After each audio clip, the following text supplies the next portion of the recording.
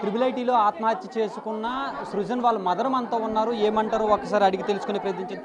అమ్మ చెప్పమ్మా, ఏం జరిగింది? నా కొడుకుని చంపేశారయ్యా. అయ్యా పుట్టినరోజు అని ఫంక్షన్ చేశారయ్యా. 10:30కి భోజనం వీడియో కాల్ చేశాడయ్యా. భోజనం తింటున్నాడయ్యా. తింటున్న వాడిని తీసుకెళ్లారంట అయ్యా. తీసుకెళ్లే పెద్ద భానుప్రకాశ్ అన్న వాడు ట్రీట్మెంట్ అయ్యా. వాళ్ళు 8 మంది గదిలో తీసుకెళ్ళి 11:30కి అప్పుడు లేపుకొని పిల్లోడిని అప్పుడు తీసుకొని వెళ్ళిపోయారయ్యా. అమ్మ వెళ్తున్నానమ్మ, నేను మళ్ళీ వచ్చినా చేస్తానన్నాడు.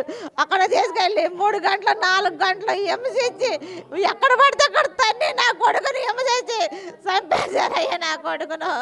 అయ్యా అయ్యా ఇంకా లేదయ్యా. తెల్లారి 11:30కి నాకు ఫోన్ చేశాడు ఎస్ఐ అని. చేసి ఎవరయ్యా మీరంటే, నేను శ్రీచైతన్య కాలేజ్ నుంచి ట్రిపుల్ కాలేజ్ నుంచి చేస్తున్నానంటే, ఎవరు మీరంటే, నేను ఎస్ఐని సృజన అన్నవాడు ఏమవుతాడండి నా కొడుకు అంటే సూసైడ్ చేసుకున్నాడు అన్నాడయ్యా. ఇక అంతేనయ్యా. సూసైడ్ చేసుకునే పిలిగాడు కాదయ్యా. నాకే ధైర్యం చెప్తాడు నా కొడుకు కాదయ్యా. ఎవరితో పుట్టినరోజు వాళ్ళ పెద్ద అయింది సీనియర్ ఉంటారు కదా, వాళ్ళు పుట్టినరోజు బర్త్డే చేశాడు, ఫంక్షన్ చేసుకున్నాడు, వచ్చి భోజనం చేస్తున్నాడు. నేను చూశాను భోజనం చేస్తున్నాడు. నాకెళ్ళి కూడా ఫ్రీగా చూడలేదయ్యా. అయ్యా వాళ్ళని కూడా శిక్ష చేయాలయ్యా. మళ్ళీ ఇలాంటి ఎక్కడ జరగకుండా చేయాలయ్యా. ఇలాంటి ఘోరాలు ఆ తల్లి కడుపు కోతలయ్యా. అయ్యా నా కడుపు కోత కోసినట్టు ఆ బిడ్డల కోత కోట ఉంటుంది అయ్యా. ఇలాంటి నా కొడుకులు రావడం నా కొడుకులు బతకనే కొడతాయ్యా. సూసైడ్ చేసుకోవాలయ్యా. నా కొడుకులు చంపిన వాళ్ళని సూసైడ్ చేసుకోవాలయ్యా. అయ్యా వాళ్ళు చంపేదయ్యా. అది చూస్తున్నాం కదా, ఖచ్చితంగా సృజన్ని దాడి చేయడం వల్లనే అతను ఆత్మహత్య చేసుకున్నాడని వాళ్ళ మదర్ కూడా ఆరోపిస్తున్నటువంటి పరిస్థితి. ఆమె కన్నీరు మున్నీరు అవుతున్నటువంటి పరిస్థితి. వాళ్ళ ఫ్రెండ్స్కి బర్త్డే చేసి ఆ తర్వాత హాస్టల్కి వచ్చి తింటూ ఉన్న సమయంలో ఈ 8 మంది ఎవరైతే ఉన్నారో వాళ్ళందరూ కూడా ఫోన్ చేసి రమ్మన్నారు. ఆ తర్వాత అప్పుడు వెళ్ళిన తర్వాత అక్కడ చిత్రహింసలు పెట్టారు అని చెప్పేసి కూడా వాళ్ళ మదర్ ఆరోపిస్తున్నటువంటి పరిస్థితి.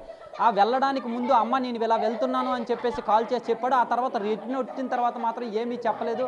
మళ్ళీ తర్వాత రిటర్న్ కాల్ కూడా లేకుండా పోయింది. ఒక రకంగా చెప్పాలంటే ఇది హత్య అని చెప్పేసి ఆరోపిస్తున్నారు. ఎవరైతే 8 మంది ఉన్నారు, ఈ 8 మందిని కూడా కఠినంగా శిక్షించాలని చెప్పేసి కూడా వీళ్ళు డిమాండ్ చేస్తున్నటువంటి పరిస్థితి. శ్రీకాకుళం జిల్లా ఎచ్చర్లలో చదువుతున్నటువంటి ట్రిపుల్ ఐటీ స్టూడెంట్ సృజన్ అనే స్టూడెంట్ నిన్న సూసైడ్ చేసుకున్నటువంటి పరిస్థితి. అయితే ఈ స్టూడెంట్ ఈ మృతి పైన అనుమానాలు ఉన్నాయని చెప్పేసి ఇటు పేరెంట్స్ కావచ్చు అటు స్టూడెంట్స్ కావచ్చు అనుమానిస్తున్నారు. దీంతో పోలీసులు కూడా ఇక్కడికి చేరుకున్నారు. ఎఫ్ఐఆర్ ఫైల్ చేయడం మా ముందే ఫైల్ చేయాలని చెప్పేసి కూడా పెద్ద ఎత్తున స్టూడెంట్స్ ఇక్కడ గుమిగూడారు. వీళ్ళందరినీ కూడా మనం చూడొచ్చు. దీనికి మాకు న్యాయం చేసేటంత వరకు కూడా మేము ఇక్కడి నుంచి లేదని చెప్పేసి కూడా చెప్తున్నారు. ఇప్పుడు మనతో స్టూడెంట్స్ కావచ్చు, సృజన్ వాళ్ళ పేరెంట్స్ కావచ్చు ఉన్నారు మనతో. వాళ్ళతో మాట్లాడేటటువంటి ప్రయత్నం చేద్దాం. చెప్పండి, ఇప్పుడు సృజన్ వాళ్ళ ఫాదర్ మనతో ఉన్నారు. చెప్పండి, అసలు మీకు ఏంటి ఆత్మహత్య పైన మీకు ఎలాంటి అనుమానాలు ఉన్నాయి? ఇది ఆత్మహత్య కాదండి.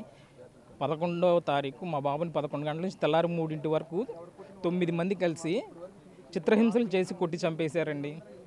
అది అంటే మీరు అలా చంపేశారు అని చెప్పేసి మీరు ఎలా చెప్పగలుగుతున్నారు? ఇక్కడికి వచ్చిన తర్వాత స్టూడెంట్స్ అందరూ కలిపి చెప్పారు. కాలేజీ యాజమాన్యం కూడా అదే చెప్తుంది. వాళ్ళని అరెస్ట్ చేశామని, పోలీసులకు అప్పచెప్పామని చెప్పారు. అసలు ఏ విషయంలో కొట్టాల్సిన అవసరం ఏ విషయంలో వచ్చింది? ఎంక్వైరీలు తేలాలండి. అది క్లారిటీ అయితే రావట్లేదు. మీ అబ్బాయి ఇంతకుముందు ఏమైనా నాకు ఇలా కాలేజీలో ఇలా ఇబ్బంది జరుగుతుంది, లేకపోతే ఎవరైతే సీనియర్స్ స్టూడెంట్స్ ఎవరైతే ఉన్నారో కొట్టారని చెప్పేసి మీరు ఆరోపిస్తున్నారో వాళ్ళ నుంచి ఇబ్బంది అవుతుందని ఇంతకుముందు ఎప్పుడైనా చెప్పడం కానీ ఏమైనా జరిగింది? ఎటువంటిది ఇంతవరకు చెప్పలేదండి. అట్లా చెప్తే మా అబ్బాయిని అసలు పంపించే వాళ్ళమే కాదు, క్యాంపస్కి రాలేదు. ఇదే ఫస్ట్ టైము. అసలు విషయం కూడా తెలియదు మనకి. కాలేజ్ యాజమాన్యం మాకు 12వ తారీఖు చెప్పిన దాకా మాకు ఈ విషయం తెలియదు.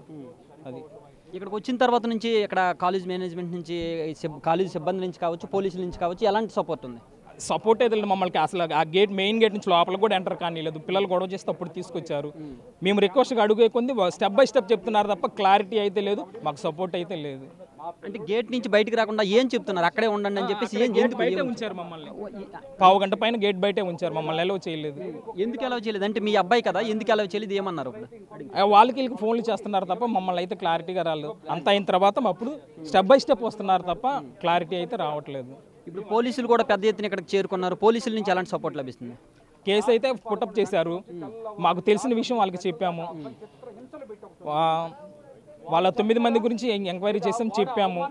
వాళ్ళు కేసు పుటప్ చేస్తున్నారు ఇప్పుడు ఎంక్వైరీ చేసి. కాకపోతే సూసైడ్ అని అంటున్నారు కదా, మీరు ఏ విధంగా అంత సూసైడ్ అయితే బలంగా కాదండి.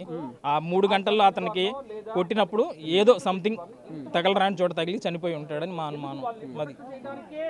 అది చూస్తున్నారు కదా. ఇప్పుడు సృజన్ వాళ్ళ ఫాదర్ ఎవరైతే ఉన్నారో ఇది సూసైడ్ కాదు, 9 మంది స్టూడెంట్స్ తన చిత్రహింసలు పెట్టి చంపేశారని చెప్పేసి చెప్తున్నటువంటి పరిస్థితి. ఆ చనిపోయిన ముందు రోజు నైట్ 11 గంటలకు వాళ్ళ రూమ్కి తీసుకుని వెళ్ళి ఎర్లీ మార్నింగ్ 3 వరకు అక్కడే ఉంచారు, అక్కడ చిత్రహింసలు పెట్టారు, దీంతోనే చనిపోయాడని చెప్పేసి కూడా ఆరోపిస్తున్నటువంటి పరిస్థితి. కెమెరామెన్ నాగరాజుతో షణ్ముఖ్, బిగ్ టీవీ, శ్రీకాకుళం నుంచి.